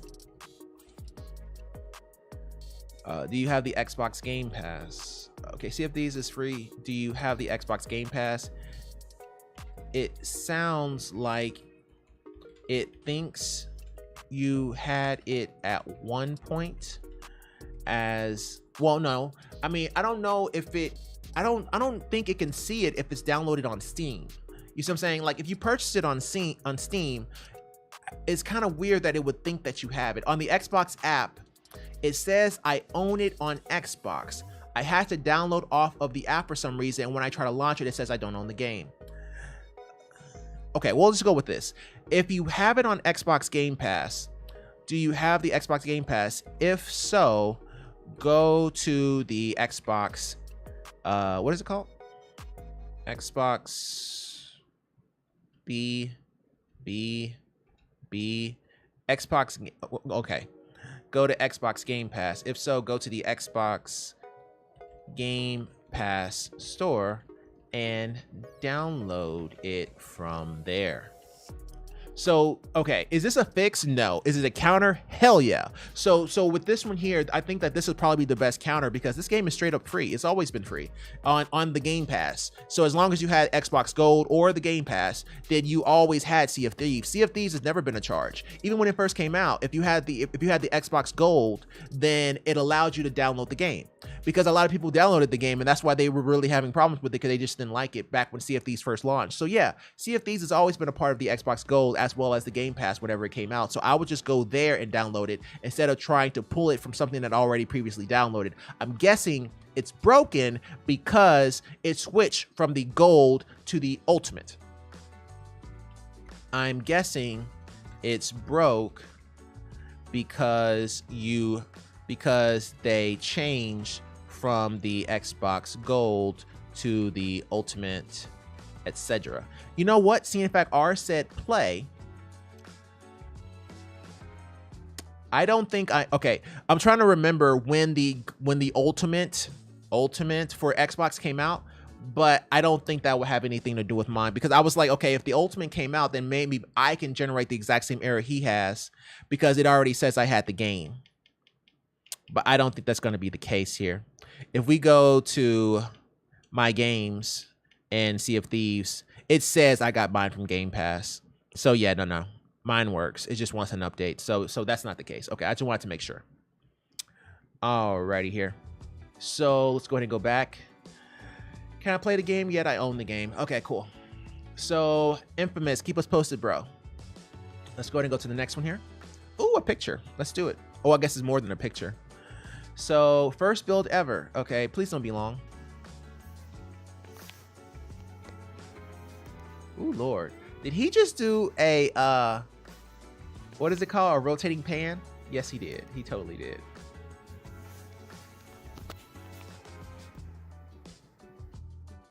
Nice build.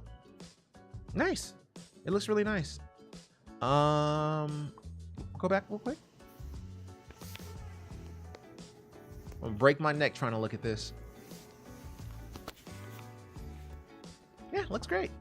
I mean, I can't really tell, exactly if there's something wrong or anything, but it looks fine.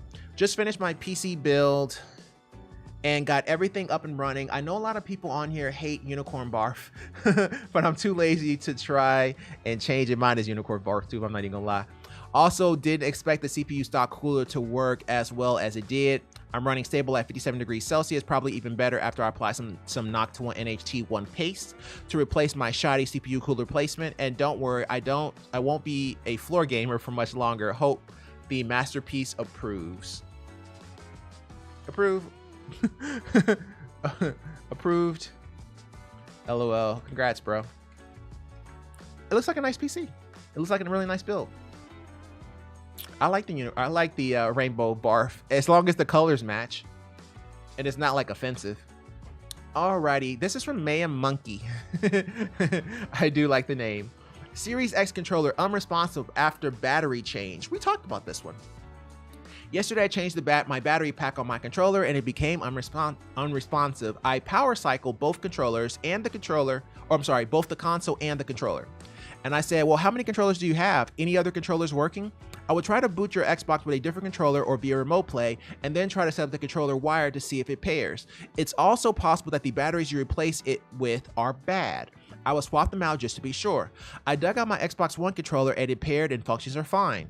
I had tried to pair via USB-C and no luck. Same battery packs in the Series X controller are in the Xbox One controller. It's over. Sounds like it's over, bro. Unfortunately. Wow, unfortunately. Unfortunately. You can try to pair the controller to your phone and see if that works, but there are not many more options outside of that. Yeah, it's over, man. It sounds like your controller just decided it didn't like life anymore. And it just was like, okay, I'm canceling Christmas, because that's exactly what it looks like here. It looks like it's pretty much over. I'm so sorry, but that's what it sounds like here. But we're not done here, so I can't actually give myself a trophy. The other one I could, because we already knew what the problem was. We just had to figure out how to mitigate it. All right, let's go ahead and go to the next one here. Mayhem Monkey, keep us posted. Lucas, I like the name. Xbox not receiving invites. This is a new one. My Xbox hasn't been receiving invites, and I can find a fix for it. Making sure chats are good. Yeah, chats are good. Okay. My Xbox hasn't been receiving invites, and I can't find a fix for it. Tried restarting, doing a hard reset, and turning notifications off, then restart, then turn them on, but I can't seem to find a fix. Anyone else having this problem? Not receiving invites, and I can't find a fix for it. Okay, so he's not receiving invites. So if we go into our Xbox settings, let's see if we can do something here. Invites. Okay. Personalization, maybe? No. That was from general. Subscription, family settings. Family settings, no. Linked social accounts, no. Privacy and online safety, yes. Manage the Xbox privacy, app messages safety.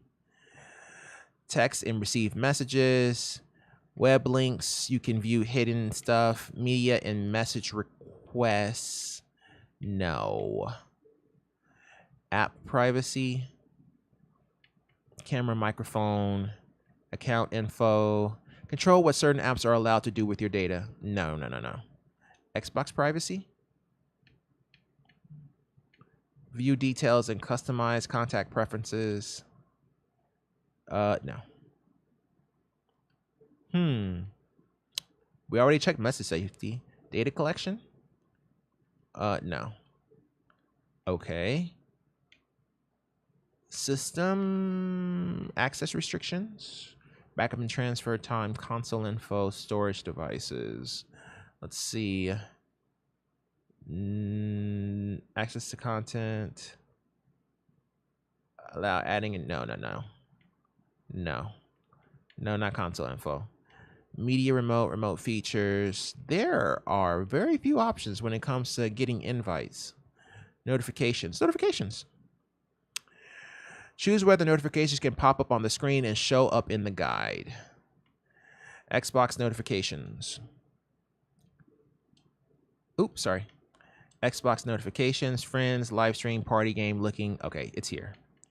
New followers, system, incoming calls, captures. I don't see invites. Live stream, activity feed, new followers, messages, incoming calls, system, captures, achievements, party and game, looking for group, store, Xbox Insider, club. It doesn't say invite. Activity, new followers, messages, live streams. App notifications. Default notification position. Notification timing.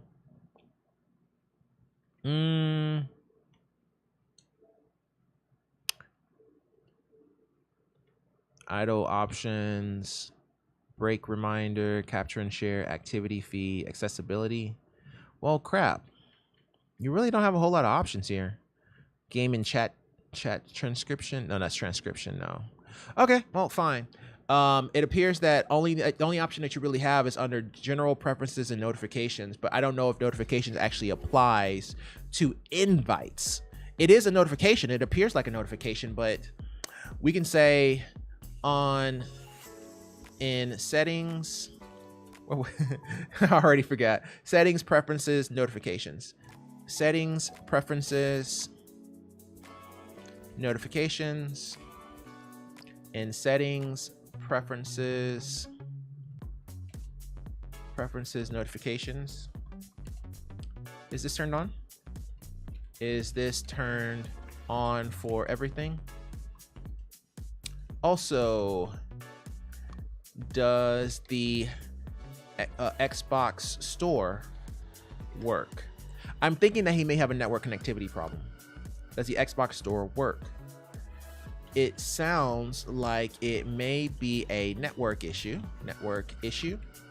Try to connect the Xbox directly to your router to see if it makes a difference. Yeah, there's not a whole lot of options you can do when it comes to the chat. Like, you don't really have a whole lot of options. I mean, well, I guess it's not really the chat. We're talking about the invite. There's no options in settings where you can change the invite like we looked at every single one. So, you know, we can go with notifications, and maybe the invite is considered a notification. It's a possibility. So we'll just go ahead and make sure that everything is turned on, because that's what mine is turned on as, and that's going to be the default because I haven't messed with it before. Ooh. That Anna was so much better than that SIG. Like, that SIG, I felt like at any situation I could take care of that SIG. That's the way I felt. Like, I felt that I was just a better tank than that SIG. But it was the Anna that was the problem, because the Anna wouldn't let me engage him. The Anna always tried to save him no matter what was happening. See? Like, well, okay, that was stupid, but I was already low on health. But yeah, that Anna was nasty. Well, it wasn't that she was nasty, it's just that I couldn't do anything to leave myself open, because she was waiting for it, right? She was waiting to either sleep me or nade me. She was just waiting for it. So I couldn't really act the way I wanted to against the SIG, even though I always feel very comfortable going up against the SIG whenever I'm Ron, because Ron, he has so much mobility, and he can basically just run circles around SIG because SIG is just so slow.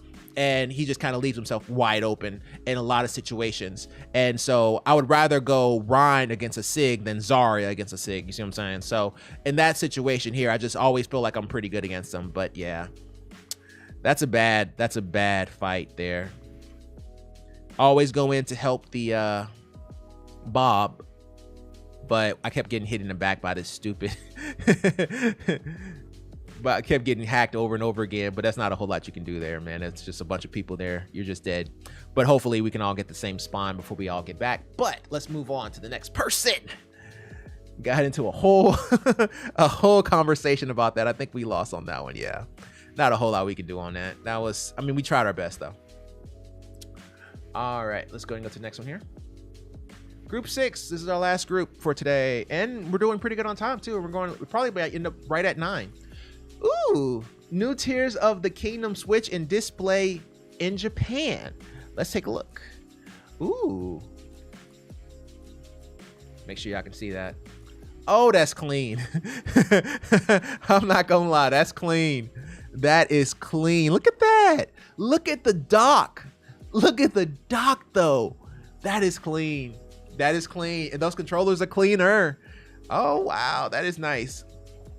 It's a shame that a game this good has to be on a system that bad, but it's still really pretty. I'm not even gonna lie, that's clean as hell.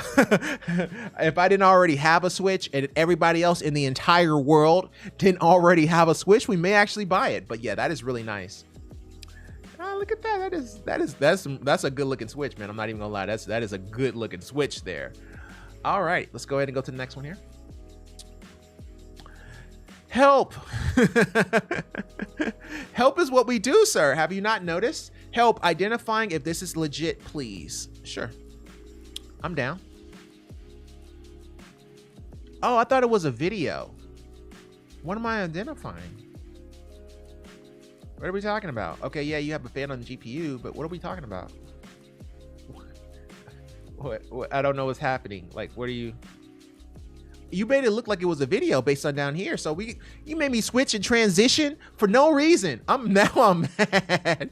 You made me do an unnecessary transition, sir. I am very upset right now. How dare you? Don't tell me when to transition. I tell you when I want to transition. No. What?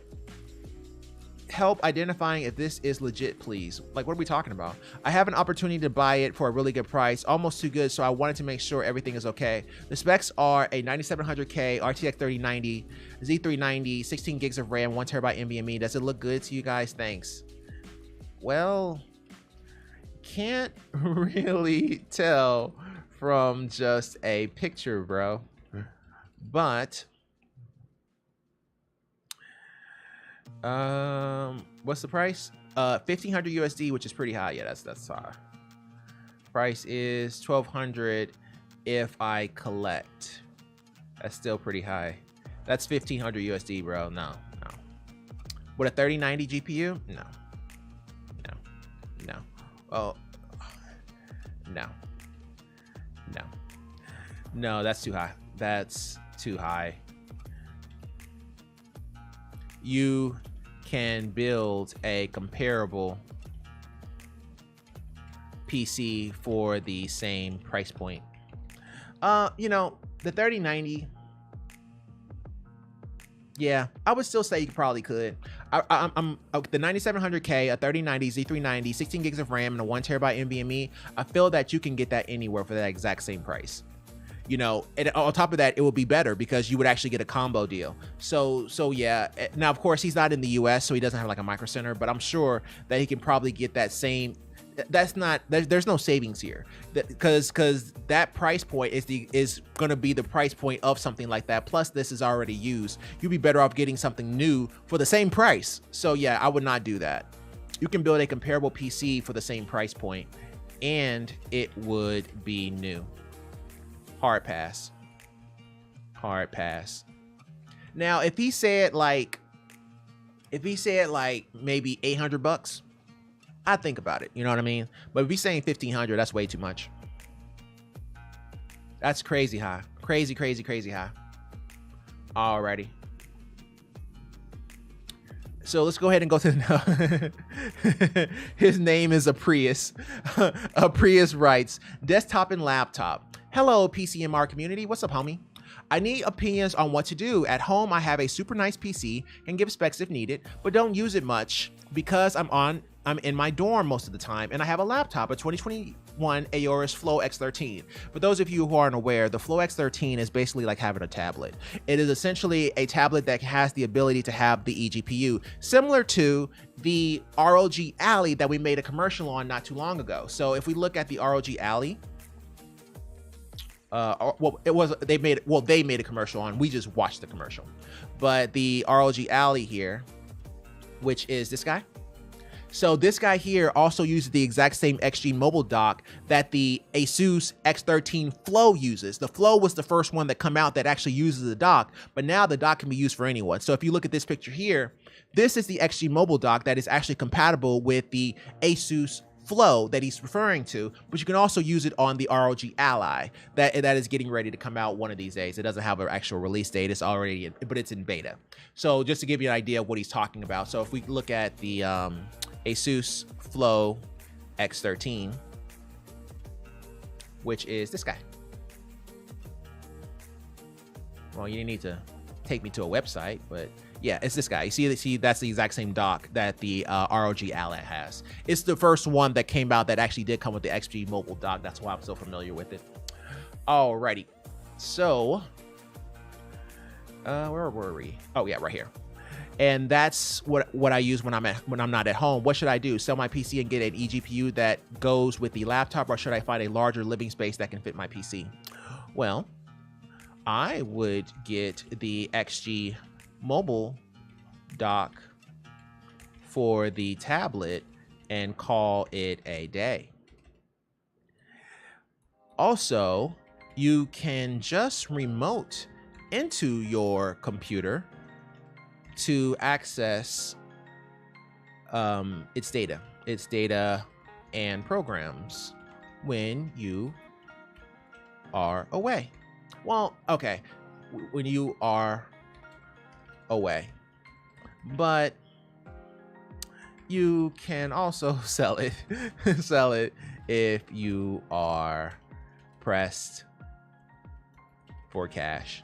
But that's what I would do. You know, I would get the XG mobile dock, and there's a few reasons. Also, quick note, the ROG Ally also supports the XG mobile dock, so it may prove to be a great investment for you since you will be in dorms. So yeah, so because he will be in dorms, the XG Mobile was probably a better representation of what he should go for than an eGPU, because the XG Mobile is an eGPU. It's just that it's an eGPU that you can't upgrade because it's a smaller version of what the card actually is. I would suggest him to go with the XG Mobile dock, because in the future, if he decides to buy the ROG Ally or whatever version of ROG Ally, he will already be set with the graphics card. So it'll be cheaper overall for him. Alrighty, Mr. Prius, keep us posted, bro. Have fun in a dorm. I've never actually been in a dorm. I actually had an apartment my whole life. I don't know why. Dorms were really expensive, so I couldn't really afford it. So it was cheaper just to have an apartment and just have an apartment right next to the college. Alrighty, Fruit Loops. I remember him. Connection in multiplayer games. I got a PlayStation 5, but all the multiplayer games are really laggy. I've played offline games and they seem fine. So for this, could you go to settings, network connection status, run a test of your network connection? What does it say? Also try to connect your PS5 directly to your router to see if that makes a difference. It says, obtain IP address, successful internet connection, successful PlayStation Network sign-in, successful NAT type connection 2, which is okay. Download speed is 73 megabits per second, upload speed is 2. Okay. So he's able to connect properly. But all multiplayer games I played offline. Okay. That looks good. But could you try to connect the PS5 directly into the router directly into the router with an Ethernet cable, and then test your multiplayer latency. Does it get better? So his issue is not going to be with his network speed, but it may be with his connectivity. In other words, there's a possibility that he may be too far, maybe something in the way, but the best way to get around that is just to go ahead and hook directly from the PS5 into the router and see if that resolves the issue, and then just go from there. So Fruit Loops, keep us posted though. Definitely try to hook up directly and then go from there. All right, last one of the day. Anyone know if Best Buy Geek Squad could repair this? No. That's very quick and very I doubt it. Nope. Not something broken on the laptop itself. This would be a RMA if it's under warranty. Yeah, that's game over, bro. Yeah, whenever it's broken like that with the hinge just hanging there, there's nobody who can replace that, bro. Like they wouldn't be able to fix that. They don't fix something like that. They fix Windows issues. They do what we do, but they get paid for it. So yeah, that's gonna be what you would want to do for something like that. But we'll go ahead and call it here. Woo, what a day. Alrighty, Forum. And that's going to do it for today's episode. Thank you guys so much for watching. And if you like this video, go to the like button. If you really like it, go to subscribe. I love you either way. Take care. All the best. And bye. I will see you Monday because today is Thursday. So I will see you guys on Monday. I may do a late night show. We'll see how it goes. I want to try to get one in, but I'm not sure when I want to do a late night show. But be on the lookout for that. I may do that this weekend if I get some time. Y'all have a good one. I'm going to go watch Super Mario over the weekend. Do not tell me what happened. Y'all have a good one. Peace.